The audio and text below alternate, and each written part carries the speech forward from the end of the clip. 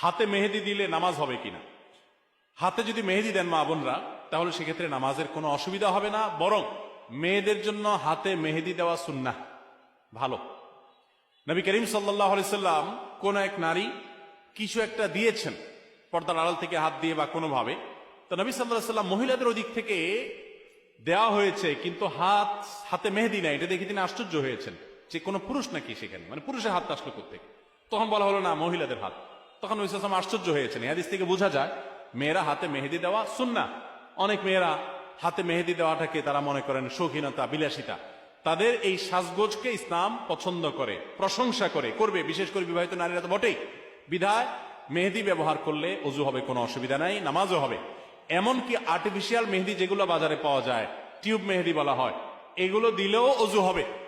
এগুলো দেওয়ার ফলে অনেকে মনে করেন ওযু হবে না, কারণ এগুলো দেওয়ার ফলে অনেক সময় এই মেহেদিগুলো খসে খসে পড়ে, চামড়া খসে পড়ার মতো।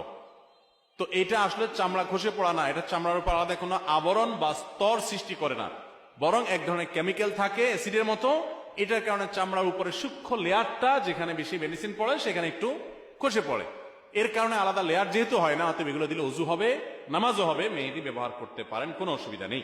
এবং মেহেদি চুলে ব্যবহার করা যায়, পায়ে চাইলে পায়েও মেহেদি ব্যবহার করা যায়। অনেকে বলে না, যেই মেহেদি দাড়িতে চুলে ব্যবহার করা হয়েছে, নবী সাল্লাল্লাহু আলাইহি সাল্লামের সুন্নাহ যেটি আপনার দাড়ি চুলকে সাদা হয়ে গেলে সেটাকে অন্য কালারে, মেহেদির কালার ইত্যাদিতে পরিবর্তন করার নির্দেশ তিনি করেছেন, তাহলে সেটা কিভাবে আমরা পায়ে দিতে পারি? অনেকে বলেন এটা একেবারে অযৌক্তিক কথা এবং শরীয়ত কোথাও এটা নিষেধ করে না যে পায়ে মেহেদি দেওয়া যাবে না, পায়েও মেহেদি দিতে পারেন।